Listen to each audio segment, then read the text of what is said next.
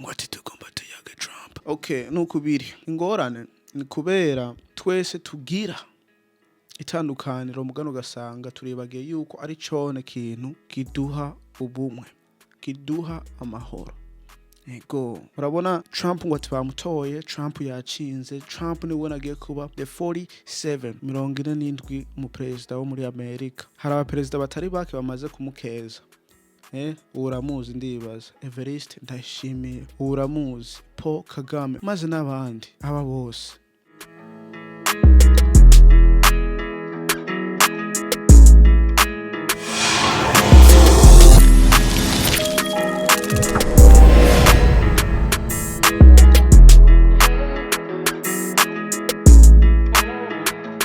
Muri umwake karibu kwicano Diodone ND akazina banitwa n'imbere Diodone. Uri mushasha ntibagira kugira like, subscribe, share. Utari mushasha naho ntibagira kugira partage, share kugira mugenzi wawe ashobore kumenya ukuri aho kuri kubera nta handi nahanyene. Ego ndagarutse ni episode 38 ya ukuri kwanone podcast. Hari haherutse akanya ntagira podcast mugani ndaje tuyage ni video ndosaba yuko yikunze wigire share kugira mugenzi wawe nanye ashobore kumenya ukuri ho kuri. Turonka abantu 38 bashobora gukunda iyi video. Ibi bintu tugiye kuyaga nta bindi ndibazo wamaze kuyibona, wamaze kubimenya. Nta wundi ni mu president wa 47 wo muri Amerika. US nawe nta wundi ni Donald Trump. Tugiye kuyaga impamvu yatsinze, maze n'impamvu za Harris zimwe zatumye atashobora kugira uwo mucindo. Ego n'ibintu byinshi tugiye kuyaga ko mugani nibike, kandi hariho na Paul, hariho akantu uzanagize muri community ya comment akambaza ngo ati mbese wibaza ngo ndatoye nde, aho nawe nutore ngaho hasi mwaratoye. Ino musi ngiye nanje kubabwira uwo ndatoye, maze hari usanga twatoye umwe naho tutatoye umwe. Byose uravye video guhera ku mwanzo gushisha kumwisho uraza kumenya n'ikindi gishasha utaruzi. Ego ntatinze hinge tutangure kino kiganiro episode 38.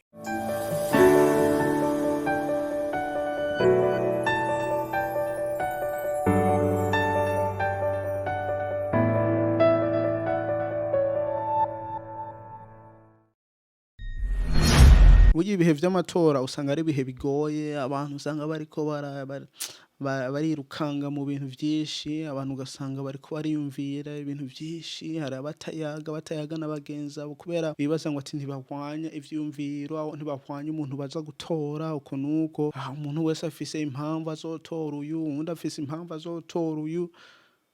Urumva ni igihe usanga ari igihe jemenga ni igihe nyene usanga kiri fan gusa, ni kubera bishobora kuzanamo ingorane. Ahandi ho ni igihe nyene usanga umuntu afise gutora ico yipfuza, kubera ngo ati Amerika maze n'ibindi bihugu vyinshi biri muri category wovuga ngo ati biri muri democracy.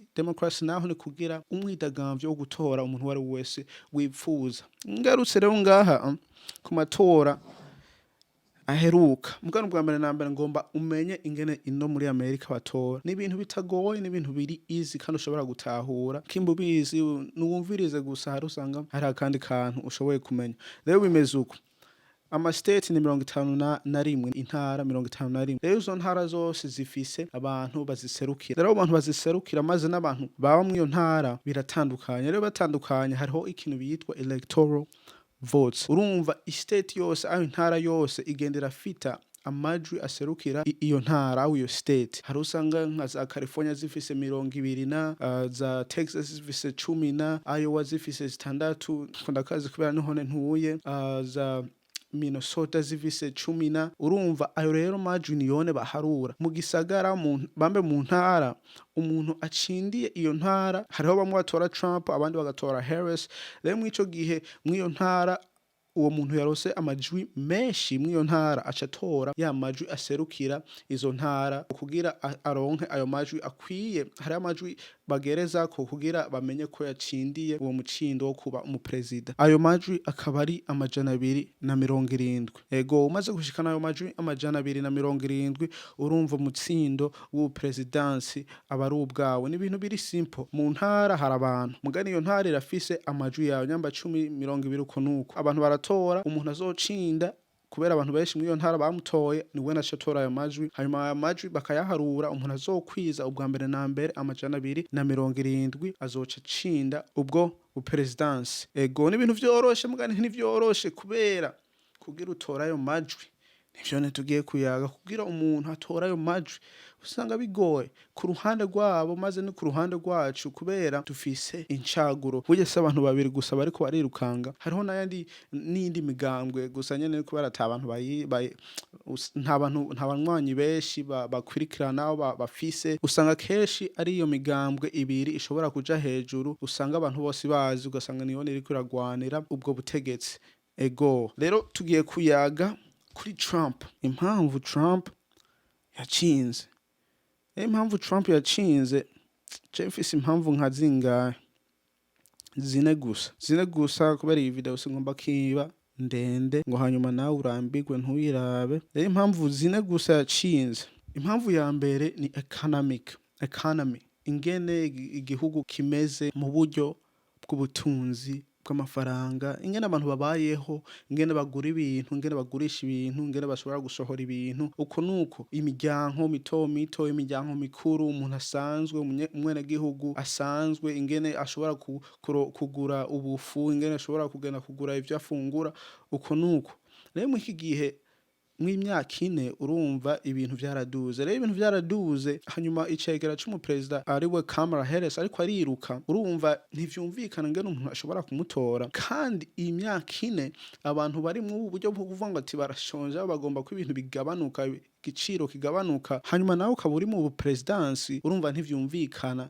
nico ne catumye abantu benshi badashobora kumutora kubera we ntuwoza kutubwira ngo ati ngo ngiye kugabanya ingene abantu bashobora kugura ivyo bafungura uko nuko kandi uri muri presidansi mwaka kanya ni kubera iki utobihindura ubu nyene ibintu bikagenda neza urumva yaba ibintu vyose bimeze neza ubwa mbere na mbere abantu bose bari kugugumizayo bakagumizayo Biden uko nuko icambere nico igituma abantu bashoboye kwirukira guhurukira kuri Trump ica kabiri naho nta kindi Trump yarigeze kuba umuperezida yaratwaye imyaka ine abantu barabonye ingene yatwaye abantu barabaye mu butware bwiwe babaho mu butware bwiwe ingene ibintu vyari vyifashe ingene umuntu yashobora kugura igitoro ingene umuntu yashobora kugenda kurondera ibiryo ingene ibintu vyasohoka vyaza iterambere ingene ryari rimeze abantu barazi ingene yatwaye rero bazi ngene yatwaye hanyuma ubu presidency buriho ubu ariwe Biden uko nuko na vice president ariwe icegera ariko ariruka Kamala Harris usanga bigoye kubera mu gihe ca Trump ibintu vyari bimeze neza ntuvuga ngo ati ngo vyari kirenga mugani vyari bimeze neza atari imyaka ine turimwo igomba irangire rero abantu bararaba aho yari Trump aho yari umuperezida bakaraba naho ibintu biri bakacavuga mugabo raba ngene ibintu bimeze raba ngene ibintu vyari bimeze uko nuko ugasanga abantu baciye bamutora kugira ibintu bisubira kugenda neza nkuko yahora atwara ego hanyuma ica gatatu ni kubera abantu benshi ari abantu basenga abantu benshi barasenga kandi Republican au umugambwe wabo n'umugambo userukira abantu basenga abantu bizera uko nuko kubera ivyo bagwanya muri Democrat ntibabigwanya mu mugambwe wa Harris ntibabigwanya rero batabigwanya uca wumva n'ingorane kubera bene gihugu bose bafise ivyumviro bafise ingene bagomba ingene ubuzima bubaho ahanyene batuye muri Amerika uko nuko mu gisagara mu ntara batuyemwo uko nuko rero usanga amajwi atandukanye ivyumviro bitandukanye rero ugasanga n'ibintu bigoye mugani bitagoye kubera twese dufise ingene dushobora gusohora ijwi ryacu biciye mu murongo wo gutora uwo muntu uwariwe rero abantu benshi basenga bakaraba ingene ariko aravuga ngo ati jewe ngiye kuzozana ibi ngiye kuzohindura ibi bagasanga biriko biragwa mu mugwi wabo nkuko basenga nkuko ari abakristo uko nuko usanga bamutoye rero nico kiratuma ruriya rundi ruhande rushobora kubura amajwi kubera hari ibintu vyinshi birukira uri umuntu asenga udashobora gukwirikira ego rero ico ni ikintu ca gatatu catumye aho impamvu yatumye Trump ashobora kugira gucinda ubu butegetsi hanyuma ica kane arico ca nyuma nta kindi urabona je ndarabikwirikiranye ibintu ndarabikwirikiranye ndaraba ngene bigenda uko nuko kugira aka video ndogakore umuntu atahure ngene vyagenze nkuko nanje ndabitahuye rero mu iki gihe Trump ngene yariko arirukanga wene yaraserura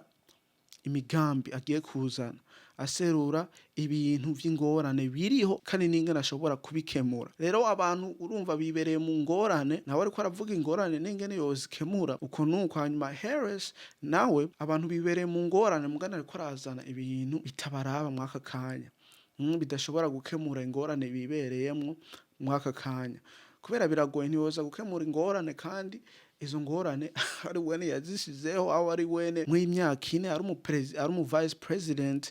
Urumva biragoye nawe nyene ngene avuga ngo ati je ngiye gukemura ibi n'ibi, ngiye kuzana igiciro gike c'ibiryo, igiciro gike c'amakore uko nuko, kandi uri mu buntu zenya, uri mu vice president, ari wewe nyene ushobora kubikora mw'ibihe twarimwo. Abantu benshi bavuga ngo ati turashaka ihinduka. Rero dushaka ihinduka, turishaka ubu nyene. Nico kintu caratumye abantu bamwirukira. We nagenda kwirukira mu bintu vy'amatandukanye, ugasanga ariko arirukira ku majwi y'abantu birabura, ariko arirukira ku majwi y'abantu y'aba Hispanic, ariko arirukira ku majwi y'abagore, ariko arirukira, ugasanga ariko arazana itandukaniro mu ivyo bintu ariko arirukiramwo, ahubwo aho yokwirukiye mu bintu nyamukuru ari kugabanya amakori, ari ingorane zo ku imipaka uko nuko. Ni nkuko ndavuze kajya kantu ka mbere, itandukaniro ryacu niryone rizana ubumwe kandi rizana amahoro. Rero nk'umunyamerika uwo ari we wese, wirabura, umuzungu, umuchinese, kubera iki gihugu kirimwo abantu benshi batandukanye, nicone cubakiyeko,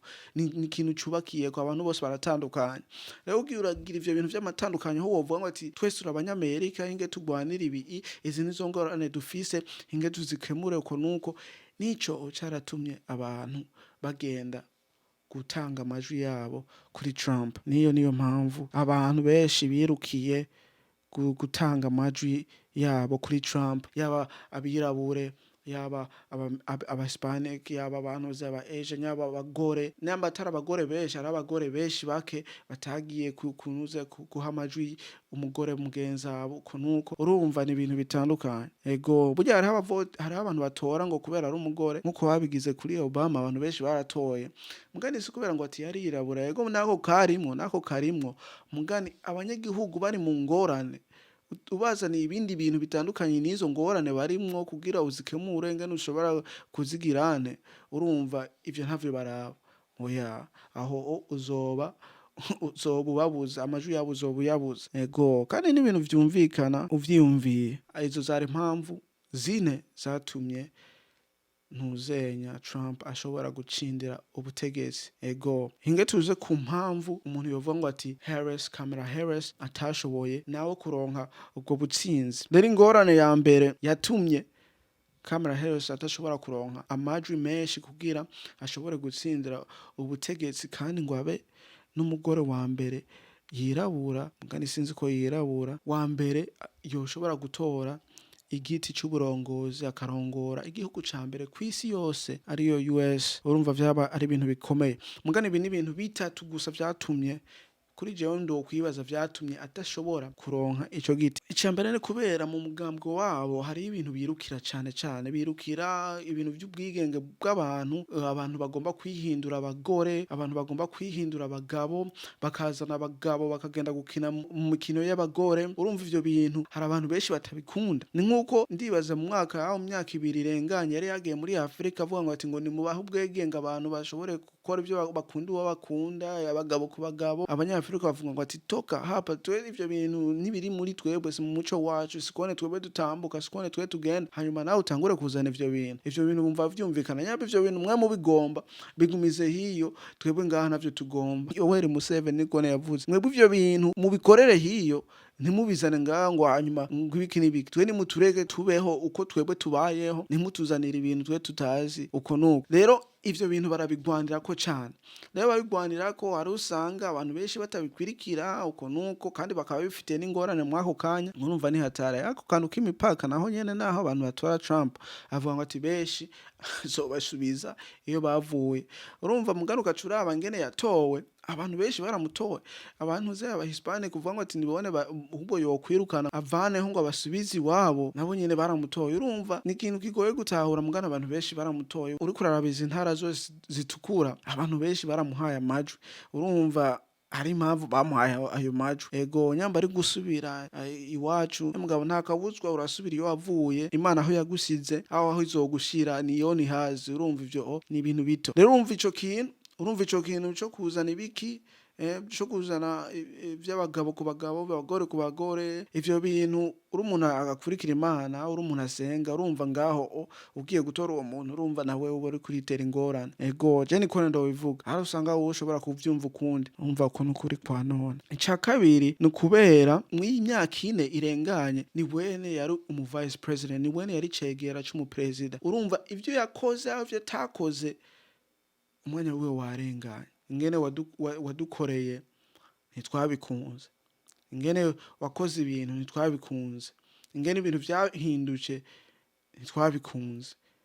Rero ntidushobora kuguha amajwi yacu kandi tutabikunze, kandi wari umu president, kandi ukiri mwaka kanya ukifise imbaraga zo guhindura ibintu vyinshi biriko biratubago. Rero urumva nico kintu cyo kuvuga ngo ati yahora ari umuntu uzenya, yahora afise igiti, yahora ari icegera c'umu president, akaba atana kimwe yakoze. Nico usanga abantu benshi bakiravye ko bavuga oya kubera imyaka 4 irenganye ibintu ntivyari bimeze neza. No iyo yindi myaka 4 igiye kuza uzonkorera iki? Kandi ni imyaka atana kimwe yakoze. Nico caratumye adashobora kuronka amajwi kugira atsindire ubu presidence. Hanyuma ica gatatu arico ca nyuma, bone bararabira ku bintu bitutandukanyije cane, bakibagira yuko bariko baragwanira abanyamerika. Kubera muri Amerika hari abantu benshi batandukanye, amadini atandukanye. Urumva nyamba wowe ugiye kuraba ngo ati ngo hinge ntora amajwi yaba cengena ntora amajwi yaba cengena ntora amajwi yaba, nabo muri rusange nk'abanyamerika bafise ingorane zishobora ingorane zifata bose. Hanyuma we ntuziraba ukaraba ngo ingene ngaha ntora amajwi. Nico caratumye ataronka ubu presidence. Rero nuko biri. Hanyuma ciye ngaruka tugomba turabe kaya kantu zenda koze kari muri community, nyamba utavotinze genda voting, nyamba utakamentinze genda ukamentinge ko kajya kantu ndagize kugira nawe ngo ati utore. Je ndabajije ngo ati mwibaza ni NDATOYE. Ego hanyuma camvuga namwe ni mutore ngaha. Benshi batoye Trump, ngira benshi baba mwiki gihugu. Utaba mwiki gihugu ukaba waratoye Trump ni kubera ko waramutoye. Ni wandike ngaho muri comment. Rero nanje hari impamvu ndambaye izi rangi zirasobanura ibintu. Zisobanura ibintu naho ntorinda kuvuga ngo ati ngo ni NDATOYE. Ucubimenya. Ndakwibutsa yuko umuntu wese afise uburenganzira, umwidegemvyo wo gutora aho gukora ico ashaka mu buzima bwiwe. Ego hanyuma ka video karaka yari episode 38 ya Ukuri kwanone podcast. Haraheza kanya nakora podcast, mugani nzoza ndaza hari ukuri mvuga nzoza ndaza kubera nahandi kuri nahanyene. Ntiwagire kugira like, subscribe, comment, urungikire mugenza kugira nawe nyene ashobore kumenya ukuri aho kuri kubera ntahandi nahanyene. Tuzosubira kubona niyo twabonana. Peace.